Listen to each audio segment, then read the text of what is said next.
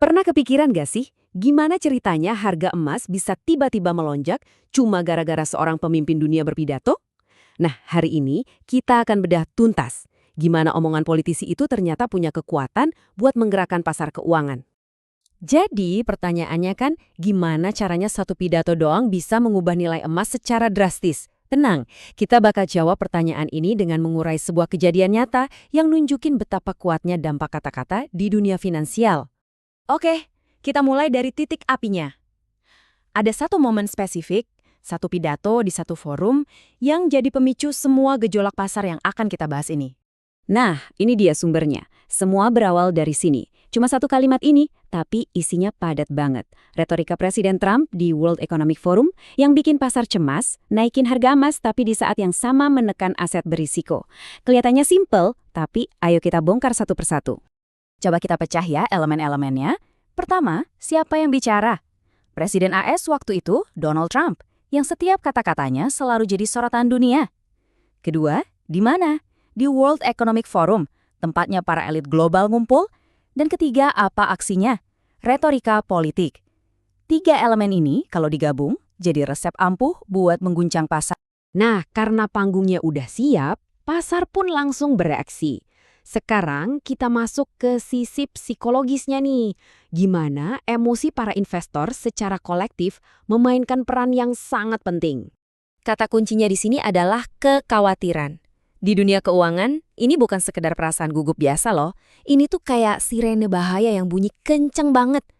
Bayangin, jutaan investor di seluruh dunia tiba-tiba mikir, duit gue aman gak ya? Nah, rasa cemas bareng-bareng inilah yang jadi bensin buat semua reaksi selanjutnya. Coba deh, kita pakai logika sederhana. Kalau Anda sendiri lagi nggak yakin sama masa depan, Anda pasti bakal lebih hati-hati kan sama uang. Nggak mungkin mau ambil resiko besar. Nah sekarang, bayangin, insting itu terjadi pada jutaan investor di seluruh dunia. Persis, itulah yang terjadi di pasar. Insting main aman inilah yang memicu reaksi berantai pertama di pasar. Sebuah fenomena yang biasa disebut flight to safety, atau gampangnya, pelarian ke aset-aset yang dianggap paling aman. Terus, aset aman itu apa sih? Jawaban paling klasiknya, iya logam mulia, terutama emas. Kenapa? Soalnya emas itu nilainya diakui di mana-mana. Nggak peduli ekonomi negara lagi gimana, atau kinerja perusahaan lagi bagus atau jelek. Pas semua hal lain kelihatan goyah, emas itu dianggap kayak benteng pertahanan. Logikanya jadi lurus kan? Ketika kekhawatiran global lagi tinggi-tingginya, permintaan akan stabilitas juga meroket. Investor di mana-mana, dari New York sampai Jakarta, rame-rame beli emas buat jaga-jaga. Dan ya, hukum ekonomi dasar berlaku. Kalau permintaan tinggi, harganya pasti ikut naik. Dan hasilnya, persis seperti yang disebut di kalimat awal tadi.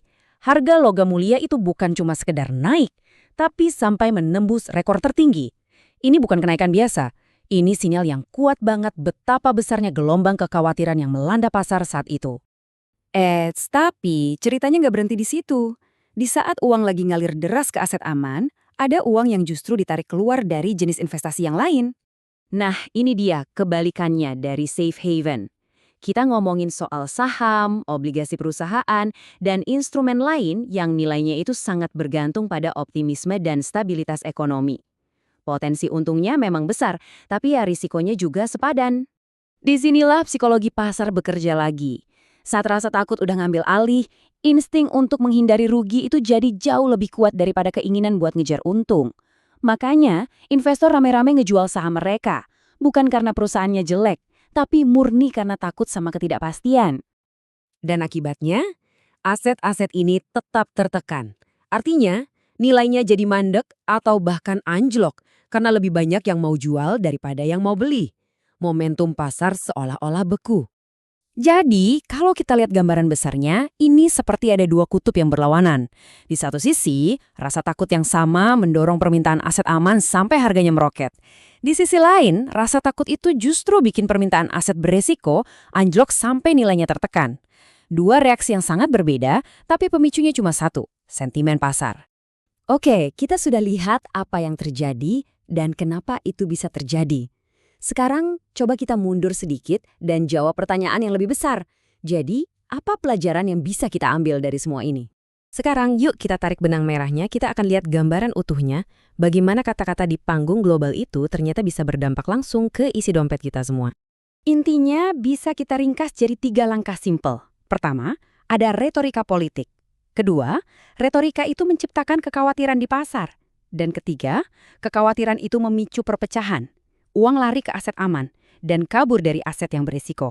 Nah, ini dia poin paling penting dari pembahasan kita. Apa yang diucapkan oleh para pemimpin dunia itu bukan sekedar angin lalu. Kata-kata mereka punya bobot yang nyata yang bisa menciptakan atau menghancurkan nilai dalam sekejap. Dan realitas ini berdampak ke ekonomi semua negara, nggak terkecuali Indonesia. Ini membawa kita ke pertanyaan terakhir. Kalau kata-kata saja bisa punya kekuatan sebesar ini untuk menggerakkan pasar, kira-kira apa yang harus kita perhatikan selanjutnya? Baik sebagai investor maupun sebagai warga negara. Apa yang perlu kita cermati saat para pemimpin berbicara di masa depan? Sebuah pertanyaan penting untuk kita renungkan. Terima kasih sudah menyimak.